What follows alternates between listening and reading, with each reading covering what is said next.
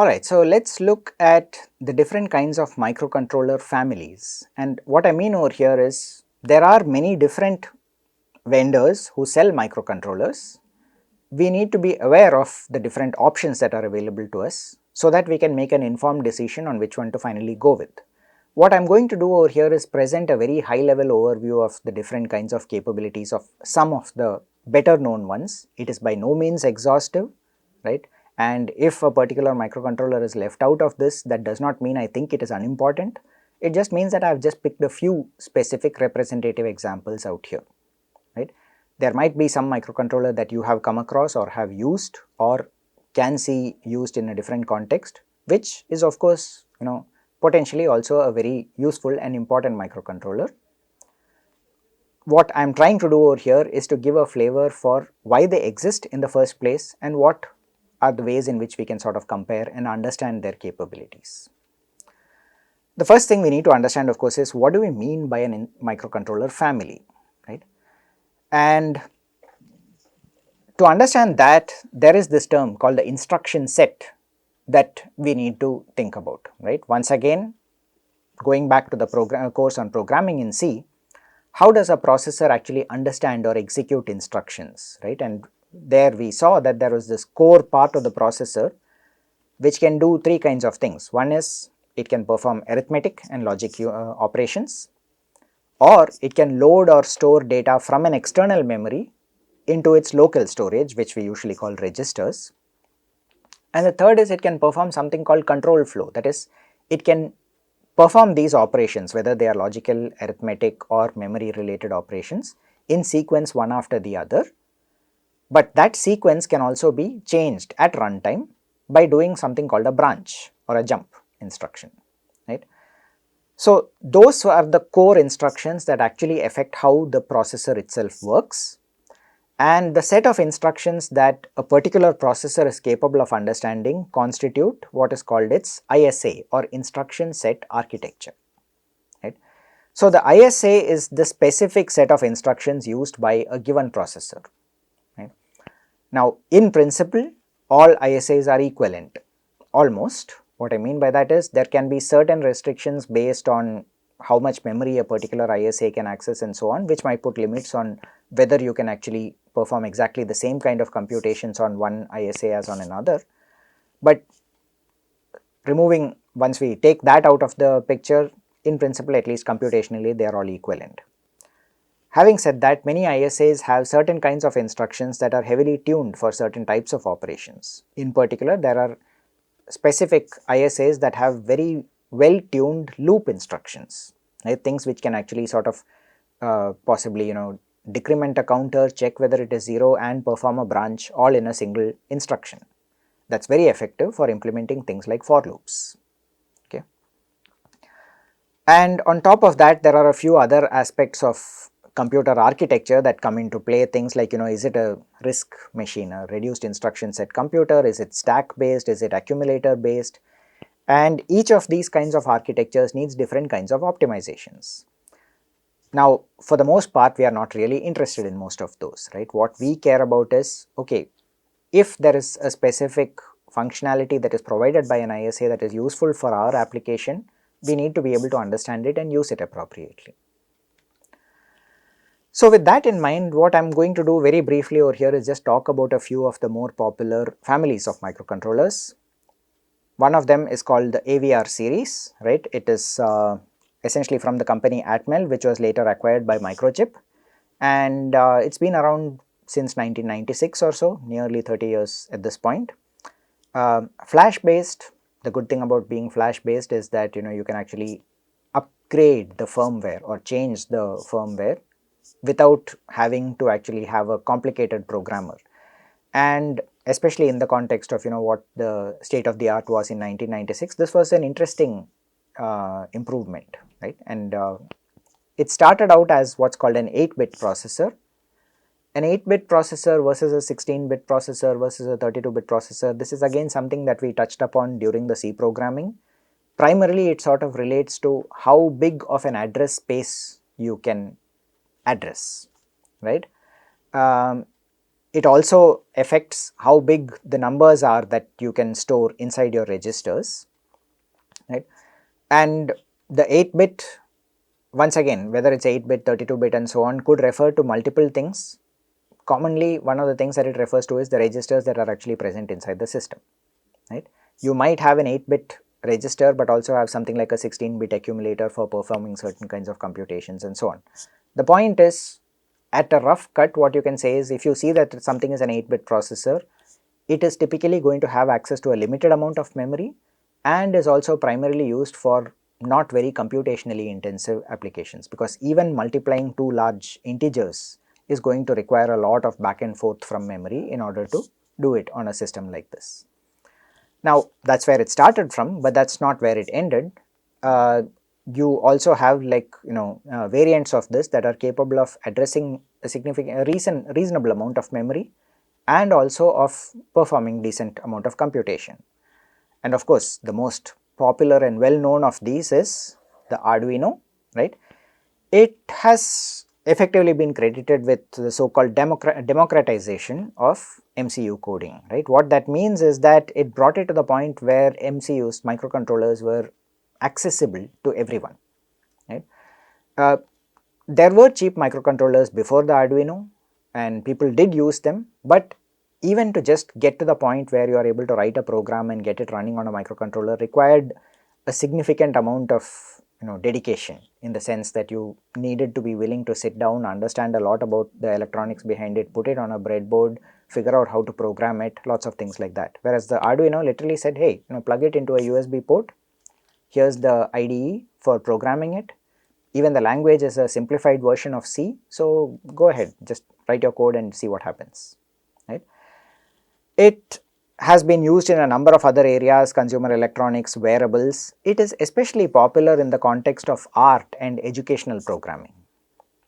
So, the AVR series, in other words, is one family of microcontrollers that has been used in many of these contexts. The PIC is another very old and popular series of microcontrollers, right. It is almost as old as me, which probably tells you that I am old at this point. It was started by the company Microchip Technology in 1976. As you can see, this is one that almost entirely had the EEPROM, the electrically erasable PROM, and in fact you might see pictures of these where you actually have this sort of a glass window that is visible out here, and literally this glass window was not just there for show, that was the window through which UV rays would be sort of shown down on the microcontroller in order to reset it and erase it for the next round of programming. Once again, a very popular architecture. There are newer variants which are 32-bit architectures which are based on the MIPS ISA. So, as you can see, right, this actually technically is not just one ISA, it is the PIC ISA for the older versions and also has a different ISA for newer ones. Its ISA, the instruction set, is actually very well suited to the use of lookup tables, which constitute a very interesting way of programming, especially in embedded systems, right. It is very popular with hobbyists, or rather was very popular with hobbyists, possibly still is, but to a large extent has been displaced by the Arduino in terms of just the ease of use, right, because typically you need somewhat complicated debugging equipment to understand. Well, possibly now it has been improved, but at least in the early 2000s this was the kind of equipment that you needed in order to debug code on a PIC system.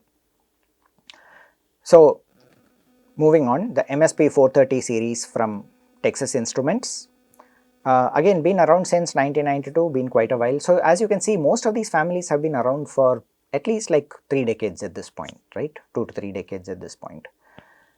One of the focus areas of the MSP series has been ultra low power applications, right, and it is kind of interesting. What they look at is providing a mechanism where you literally have 0.1 microamps of current draw if all that you are interested in is just keeping the contents of memory safe, right.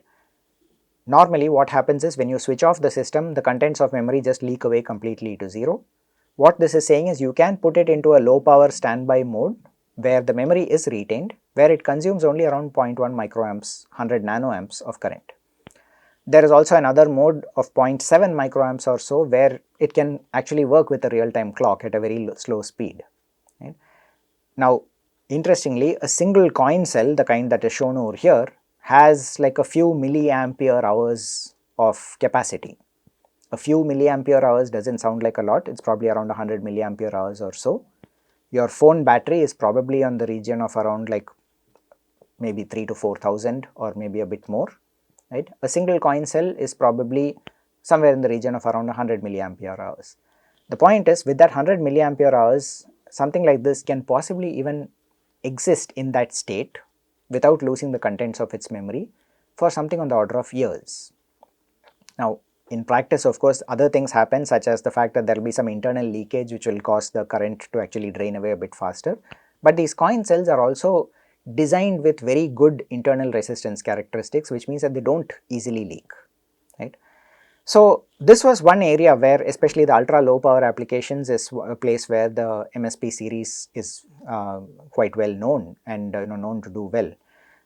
They have their launchpad kits targeted especially at university programs, and they are like very easy to use USB powered debug systems where you can literally just have a small device, plug it into a USB port, you can program it, you can debug it, lots of support in terms of what can be done with that. Nowadays, of course, many of you have probably heard of this series called the ESP, right? It used to be the ESP8266 and now the ESP32 series. This is a Shanghai based company. They have again best known for coming out with extremely low cost and very high levels of integration on the devices that they sell. You can actually get one of these node MCU units probably for around 3 to 400 rupees, right? On top of that, they also typically integrate quite a few peripherals, including things like Bluetooth and Wi-Fi, which means that you can literally take one of these devices and create a internet connected device at one shot, right, by just connecting a few other sensors and actuators to it if you want. Okay. They use a different ISA, something called the Extensa ISA, which was a proprietary ISA currently owned by the company Cadence, right, and they are best known for having these ultra low cost boards. So, the question basically comes, okay, which one of these microcontroller families should we use and which one are we going to use in this course? And well, it is a highly competitive market, right? If you look at it, even though I said for example that the MSP has like extremely low standby power, the ESP has like very good connectivity options, you will go back and you can probably find some member of each of the other families that has similar kinds of behaviors, right. So, it is not an easy thing to differentiate between them. One aspect which is actually very important in choosing this is infrastructure, and what I mean by that is the fact that for example the Arduino IDE is so popular means that there are a large number of people who have access to it. It means that there is a good amount of support available for such systems. It makes it easy to code, right. And the more popular a system is, the more popular it becomes, right. More people know about it, more people get attracted to the system, it just popularity begets popularity and it grows that way. So, which one of these four are we going to use? Well, none of them. We are actually going with the ARM processor, okay. So, what is ARM? And in some sense, ARM is what we would sometimes call the 800 kilo gorilla sitting in the room over here, right. In raw numbers, in terms of the number of processors that have been shipped and are actually used in practice, it completely dwarfs anything else that is there. So, what is ARM, right? A little bit of the history of it. It started off as a company called Acorn RISC Machine. So, this was in the early 80s. BBC, the British Broadcasting Corporation, actually had been given the mandate to popularize computers among the British public, and one of the things that they did was they actually came out with a set of with some microcomputer specifications, right. There was something called the BBC Micro and another similar thing called the Acorn Electron, and Acorn was a company that basically was able, they had a full blown system.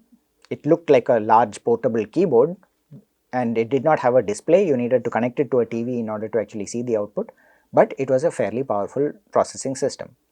Now, they used a Motorola chip at the time, but as the company grew and adapted, they found that designing their own chip kind of made sense. They started out as this thing called the Acorn RISC machine. RISC, by the way, was a specific philosophy or an approach to how to design computer processors, which came out in the early 80s, right, based on research from University of California, Berkeley and Stanford University. And it had some very significant changes in what could be done with regard to, or rather how you could build fast processors at the time. So it was an interesting idea, well implemented. At some point they changed the name away from Acorn and went to Advanced RISC Machine, which eventually just became ARM, right. So ARM at this point, you don't usually hear it referred to as Advanced RISC Machine, it just basically stands for ARM by itself. Now the raw numbers, right, the fact that probably something like 20 to 30, or I mean at this point I think you probably have more than 1,000 ARM processors have been deployed, have been produced for each human being that exists on the earth, right. It's probably close to that number at this point. And the reason for this is because ARM processors get used in all kinds of places where you wouldn't even expect a processor to be, including things like USB cables or USB power adapters, right. Just the cable over there has some kind of negotiation to decide at what speed it can communicate, and that's handled by putting a processor in there with its own embedded firmware, right. Why did this happen? Because ARM took a very interesting IP based model towards their sales. They don't actually manufacture chips of their own. What they do instead is they design the processors and they sell licenses. So they do not, ARM by itself does not build a chip. What they do is they design the chip to the great level of detail, to the point where it can actually be confidently expected to run on silicon, but then only sell that design to other companies who are then responsible for actually integrating it onto silicon and then producing the chips. Now what exactly does gate level, register transfer level and so on mean are things that you would probably have, you may have come across in the digital systems course, and at some point if you go deeper into digital design, you will come across these concepts in a lot more detail. For now it does not really matter. What is important is that these are being sold as intellectual property or IP and not exactly chips by themselves. And what has happened is ARM therefore has sold licenses to Apple, and their chips are therefore used in every single iPhone and every single and all the new M series MacBooks or the iMac and so on, to Qualcomm, which means that a very large number of smartphones today therefore use ARM processors automatically. NVIDIA, right, although NVIDIA makes graphics processing units, they also integrate tightly with ARM in a number of contexts.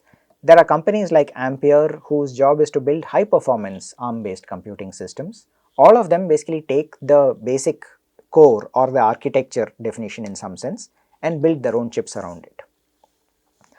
There are different variants. Like I said, ARM typically does not have a 8-bit or 16-bit variant. You either have 32-bit, which was very popular, and there are still a very large number of 32-bit ARM processors. In fact, in this course we will be using one of these for most of our designs. And there are 64-bit variants that are typically used more in the context of microprocessor type applications, where you need a larger memory access and possibly more computing. So within ARM there is a series of processor architectures that are called the Cortex series, right, which are variants of the 32-bit architecture. A is called the application series, and you have probably seen things like some Samsung phone has an A53 Cortex core or something like that, right. And what that basically means is it is an ARM core in the A series. It is most likely going to be a 64-bit variant because the A series are more focused on full-blown operating systems and running on laptops or phones and so on, right. And they are meant for applications. So they have access to large amounts of memory, they can perform computations fairly fast, they will usually have floating point computation support and so on. Then you have R, which is the real time, which is less common. You are unlikely to encounter it on a regular basis because these are used more in real time embedded applications especially things like the fail-safe applications, traction control, braking systems and so on, where you have hard real-time constraints on how fast a system needs to respond. Now, what is it about the processor that makes all of this possible? They have very tightly coupled memory, fault tolerance, possibly error correction, things that are designed just for the purpose of making sure that things cannot go wrong. What happens in that case is, for having all of these features, you usually have to sacrifice some silicon area which would otherwise have been applied to making it run faster or to have more peripheral interfaces. That is the trade-off as far as the R series is concerned. And finally, you have the M series, which sort of stands for microcontroller series. Many of them have little or no memory management capabilities, right, and are mostly meant to be used in standalone mode. Now, having said that, there are certain kinds of operating systems that can run on this, and possibly some variants of the M series that could run an operating system as well, right, but are primarily targeted at low power embedded applications. In some sense, this part is going to be the focus of this course, right. This is where we are going to be spending most of our time. So, what are the features of the ARM Cortex-M? It is mostly licensed as synthesizable Verilog code.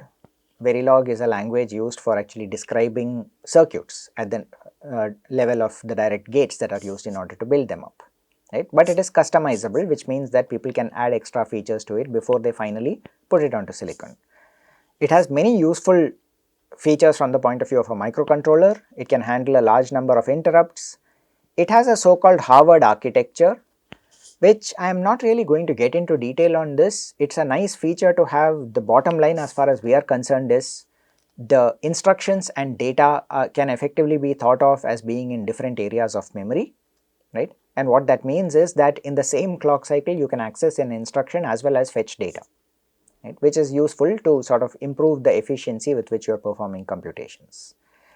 It has limited pipelining capabilities. For those of you who have read anything about microprocessor architectures, you would know that pipelining is something that is used in order to get really high performance, high clock speeds, but that is not the main goal over here. Many of the M series have limited math support. They may not even support floating point computations, only integer arithmetic, right. But typically they also have very good low power modes and the ability to switch between different modes of operation. Now, the ISA that is used by the ARM v7 or the variants thereof is or ISA of the Cortex-M is based on something called the ARM v7 architecture. But as far as this course is concerned, we are not really going to be looking into the assembly language at all, except perhaps to show a few examples of what assembly language looks like or what might get generated by the compiler, or how we might be able to do a specific task directly by going down to the instruction level, right. Those will be relatively rare. Almost all the coding that we will be doing in this course will be in C or C++. Once again, if you are not familiar with C++, it does not matter. We are primarily going to be looking at C, and C++ will only be treated as a sort of minor extension. The whatever parts of C++ we need will be things that we will be touching upon in this course itself. In particular, you do not need to thoroughly understand all the aspects of C++ in order to understand what we will be doing in this course. So, quickly looking at the capabilities of processing capability of what a microprocessor can do, right. A microprocessor in general, one of the things that we would like is to have a high processing speed, right. Generally speaking, there are no fixed lower limits on how slowly you can operate a processor. You can probably go down to kilohertz or even hertz if necessary, just apply a clock at a very low frequency and yes, the system will still work in principle, right, except that there might be some scenarios where perhaps data leaks out, but usually not, even that is not going to happen in most modern processors. Now, having said that, there are certain things like the MSP 430 that are specifically designed for low power. They have a very low leakage design, and they are also there are other things that are capable of fairly high speed, and that becomes useful for things like real-time control response. Okay. Now, microprocessor, another feature of microprocessors would be things like, can I get a 32-bit versus a 64-bit architecture? and this primarily relates to how much memory I can access, right? And the fact that I have larger registers means that I can perform math computations a bit more easily. The flip side is it usually also means that it consumes more power because there are more bits inside the processor that are switching at any given point in time. And the alternative is to have 8 or 16-bit microcontrollers. The problem is they have very limited computational capability and also very limited access to memory and storage. The good part is they can be small and consume relatively lower amounts of power, right? So, all of these are some of the capabilities that we would like to see in a microprocessor. Now, talking specifically about power consumption, the operating power of a microcontroller or a microprocessor is primarily determined by the frequency at which it is operating, but also the capabilities, in the sense that if the processor is larger and occupies more area or has more gates, presumably there are more moving parts, more, not literally moving parts because inside the electronics things aren't really moving, but what I mean is more gates that are switching from 0 to 1 and 1 to 0. All those switching activities consume energy, right? So, ideally we want to operate at the lowest possible operating frequency, but also that means less computation is possible. The other thing that we would like from the point of view of power consumption is, can I put my microprocessor to sleep, right? Can it sleep for long durations, and how quickly can it wake up after that and respond to something? And you very often have targets of months or years on button cell batteries. For getting that, you need to have standby currents in the sub microamp range. The MSP 430 series, as I already mentioned, is particularly good at this, but it's not the only one. There are others also that have very low power capabilities or low power modes that can run for very long durations with simple coin cells. Another aspect that we would be interested in as far as microprocessors are concerned is, can a microprocessor handle multiple tasks simultaneously? This generally requires more memory, and it also means that it can it handle multiple peripherals and control all in a single chip, right? The Cortex-M series is again good from that point of view. It can handle a relatively large number of interrupts, and it's a 32-bit processor, which means that the amount of memory that it can handle and also switching between the control of such things is also well built. It can be handled well within these processors. So, all of these were features of a microprocessor.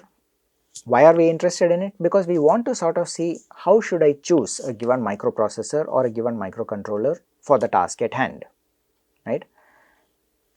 One other non-technical or semi-technical aspect to it is the ecosystem, as I mentioned already, right? Traditional coding and debugging requires some kind of an IDE, the integrated development environment. There's a lot of non-trivial terminology associated with it, right? Different kinds of runtime configurations, the build configurations, the compilation process, the debugger, the standalone modes.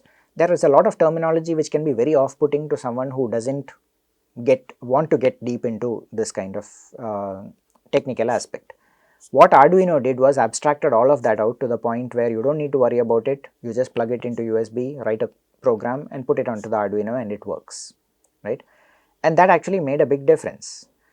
Now, that was also copied by a lot of, or rather the idea at least was adopted by multiple others, including something called Mbed, which was a set of libraries for ARM processors.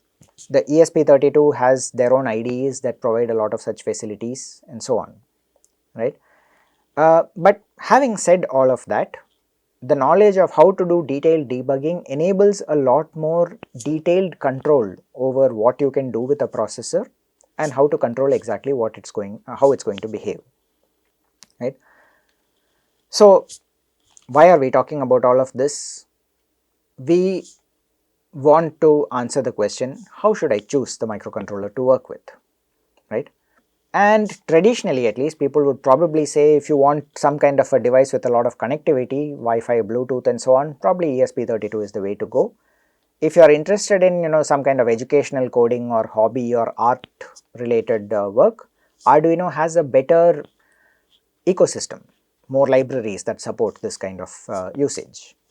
PIC has a traditional stronghold in the area of industrial automation, MSP 430 for low power, and ARM in general for scalable high performance, pretty much a catch-all kind of scenario, right.